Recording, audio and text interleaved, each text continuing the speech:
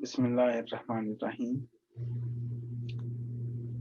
COVID-19 کاروباری اداروں میں صنفی فرق بڑھ گیا۔ تحریر لیاقت علی جتوئی۔ اقوام متحدہ کے پائیدار ترقی کے اہداف 2030 میں 5ویں نمبر پر صنفی امتیاز کے خاتمے کا ہدف شامل ہے۔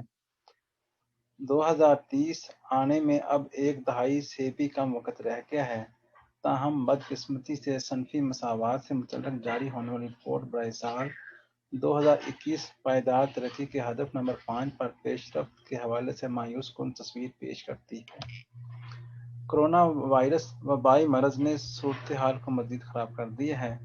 رپورٹ سے واضح ہوتا ہے کہ وبائی مرض نے نہ صرف کام کرنے والی خواتین کو سب سے زیادہ متاثر کیا ہے، بلکہ اس کے نتیجے میں ہم اپنے مستقبل کے لیے مزید مسائل بھی پیدا کر رہے ہیں۔ گزشتہ چند برسوں کے دوران صنفی مساوات کے حوالے سے جو تھوڑی بہت بہتری دیکھی گئی تھی، وبائی مرض نے اس بہتری کو ضائع کر دیا ہے۔ اگر ہم اس صورتحال سے سیکھتے ہوئے کچھ عمل کرنا چاہتے ہیں تو وہ وقت آج ہے۔ ایک قدم آگے، دو قدم پیچھے۔ ہم جانتے ہیں کہ کرونا وائرس وبائی مرض نے خواتین کے پیشہ ورانہ زندگی پر سب سے زیادہ اثرات مرتب کیے ہیں۔ اس کی ایک وجہ یہ بھی ہے کہ خواتین ایسی صنعتوں میں کام کرتی ہیں جو اس وبائی مرض سے سب سے زیادہ متاثر ہوئی ہیں، جیسے مہمان نوازی اور صحت کی صنعت۔ مزید برآں اس کی ایک وجہ یہ بھی ہے کہ جب صنعتوں نے اپنے انفرادی قوت سے گھروں سے کام لینا شروع کیا تو وہاں روایتی صنف یعنی مرد حضرات کو فوقیت دی گئی۔ تعلیمی اور ڈے کیئر اداروں کی بندش نے خواتین کے لیے کام جاری رکھنا مزید اس لیے مشکل بنا دیا ہے کیونکہ بچوں کی ریموٹ ایجوکیشن اور دیکھ بھال کی ذمہ داری خواتین پر بڑھ گئی ہے۔ گھر پر خواتین کے بچوں کو زیادہ وقت دینے کے باعث انہوں نے اپنا کام اتنا ہی کم وقت دینے کا فیصلہ کیا، لیکن ان کے اعداد و شمار سے ظاہر ہوتا ہے کہ وبائی مرض کے دوران خواتین کی جانب سے نوکریوں کی نئی پیشکشیں قبول کرنے اور نئی نوکریوں کے لیے درخواست دینے کی شرح میں قابل ذکر کمی آئی ہے۔ یہ ایک ایسا اشاریہ ہے جس سے یہ بات اچھی طرح سمجھ آتی ہے کہ وبائی مرض نے خواتین کے کیریئر کو کس طرح متاثر کیا ہے۔ اعداد و شمار سے مزید یہ بھی ظاہر ہوتا ہے کہ وبائی مرض کے باعث گزشتہ ایک سال کے دوران لیڈرشپ پوزیشنوں پر بھی خواتین کے تقرر کے رجحان میں کمی دیکھی گئی ہے۔ اس صورتحال نے گزشتہ سال سے بیشتر کے 2 برسوں کی ساری پیش رفت کو ضائع کر دیا، جن میں پروفیشنل سروسز، ریٹیل، تعلیم اور سیر و تفریح کی صنعتیں شامل ہیں۔ آج کے فیصلے مستقبل کا تعین کریں گے۔ اعداد و شمار سے ظاہر ہوتا ہے کہ وہ شعبہ جات جنہیں مستقبل کی صنعتیں کہا جاتا ہے اور ان میں تیزی سے نمو ہو رہی ہے، وہاں صنفی امتیاز اور فرق کو ختم کرنے کے لیے تقریباً کوئی بھی عملی اقدامات نہیں لیے جا رہے ہیں۔ مثال کے طور پر کلاؤڈ کمپیوٹنگ کے شعبہ میں خواتین افرادی قوت کی شرح صرف 14.2% ہے، جو کہ 2018 کے مقابلے میں محض 0.2% زیادہ ہے۔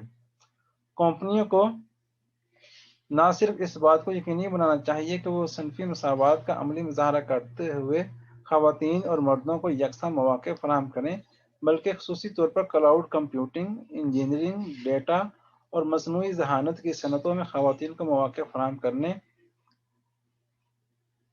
کی حوصلہ افزائی کریں، کیونکہ یہ وہ صنعتیں ہیں جو ہمارے مستقبل کا تعین کریں گی۔ وبائی مرض کا ایک اثر یہ دیکھا گیا ہے کہ زندگی کے تمام شعبہ جات میں ڈیجیٹلائزیشن اور ٹیکنالوجی کا استعمال بڑھ گیا ہے۔ ہمیں انسانی تاریخ کے اس اہم موڑ پر خواتین کا کردار بڑھانے کی اشد ضرورت ہے، تاکہ خواتین اس بات سے بخوبی واقف ہوں کہ ہمارا مستقبل کن خطوط پر استوار ہو رہا ہے، ہمارے آج کا ہمارے آنے والے کل پر کیا اثر ہوگا۔ زیادہ مساوات پسند مستقبل تشکیل دینا۔ اس وقت جب ہم وبائی مرض سے نمٹنے اور اس سے پیدا ہونے والی صورتحال سے نکلنے کی کوشش کر رہے ہیں، یہی وقت ہے کہ کاروباری ادارے افرادی قوت کی خدمات حاصل کرنے کے رجحان میں مداخلت کرتے ہوئے صنفی مساوات کی طرف پیش رفت کریں، کیونکہ اگر اس وقت صورتحال کو ٹھیک کرنے کی کوشش نہ کی گئی تو مستقبل میں اسے درست کرنا اور بھی مشکل بن جائے گا۔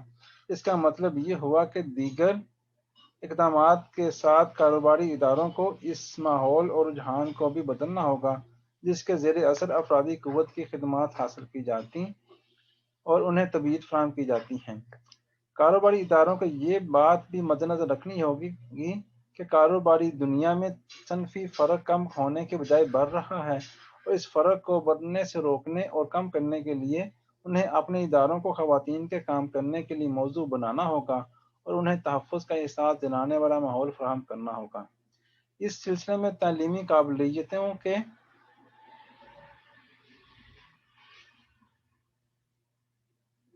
بجائے کاروباری اداروں کو شخصی صلاحیتوں کو جانچنا ہوگا اور باصلاحیت خواتین کو کام کے مواقع فراہم کر کے ان کی صلاحیتوں کو بہتر بنانے کے لیے انہیں تربیت فراہم کرنا ہوگی۔ اس سلسلے میں کچھ خواتین کو ری اسکلنگ اور کچھ کو اپ اسکلنگ کی ضرورت ہوگی۔ رپورٹ کی تیاری کے بنیادی معیارات۔ عالمی صنفی مساوات رپورٹ 2021 میں 4 شعبہ جات: معاشی سرگرمیوں میں شراکت داری اور حاصل مواقع، تعلیم کا حصول، صحت اور بقا، اور سیاسی خود مختاری میں صنفی امتیاز کو جانچنا اور ایک سال کے دوران اس میں ہونے والی پیش قدمی کو ناپا جاتا ہے۔ اس سال صنفی مساوات رپورٹ میں 156 ملکوں کا جائزہ لیا گیا ہے۔ انڈیکس کی تیاری کا طریقہ کار 2006 سے تقریباً مستحکم رہا ہے جب پہلی بار یہ رپورٹ جاری کی گئی تھی۔ صنفی مساوات انڈیکس کو 0 سے 100 تک کے پیمانہ پر جانچا جاتا ہے اور سکور کو پڑھنے کا طریقہ یہ ہے کہ جس شعبہ میں جتنا زیادہ سکور ہوگا صنفی فرق اتنا ہی کم ہوگا۔ مثال کے طور پر اس سال صنفی مساوات کا مجموعی انڈیکس 68% ہے۔ اس کا مطلب یہ ہے کہ جانچنے کے شعبہ جات میں مجموعی طور پر 68% صنفی مساوات حاصل کر لی گئی ہیں۔ تاہم کووڈ-19 وبائی مرض کے باعث گزشتہ سال کے مقابلے میں اس انڈیکس میں منفی 0.6% کی تبدیلی دیکھی گئی۔ اس کی بڑی وجہ بڑے ملکوں کی کارکردگی میں تنزلی ہے۔ صنفی مساوات پر جس رفتار سے پیش قدمی ہو رہی ہے، اگر یہی رفتار برقرار رہی تو 100% صنفی مساوات حاصل کرنے کے لیے 135.6 سال درکار ہوں گے۔ سب سے کم صنفی مساوات سیاسی خود مختاری کے شعبہ میں حاصل ہو سکتی ہے، جہاں آج تک یہ فرق محض 22% ختم کیا جا سکا ہے۔ گزشتہ سال کے مقابلے میں اس شعبہ میں 2.4% کی پسپائی دیکھی گئی ہے۔ زیر جائزہ 156 ملکوں کی 35,500 پارلیمانی نشستوں میں سے صرف 26.1% نشستوں پر خواتین برجمان ہیں، جبکہ مجموعی طور پر 3400 وزارتوں میں صرف 22.6% وزارتیں خواتین کے پاس ہیں۔ 156 ملکوں میں سے 81 ممالک ایسے ہیں جہاں 15 جنوری 2021 تک ایک بھی خاتون سربراہ مملکت نہیں بن سکی۔ ورلڈ اکنامک فورم کا اندازہ ہے کہ موجودہ رفتار پر سیاسی خود مختاری کے شعبہ میں صنفی مساوات حاصل کرنے کے لیے 145.5 سال درکار ہوں گے۔ رپورٹ کے مطابق مسلسل 12ویں سال آئی لینڈ نے سب سے زیادہ صنفی مساوات رکھنے والے ملک کا اعزاز برقرار رکھا ہے۔ اللہ حافظ۔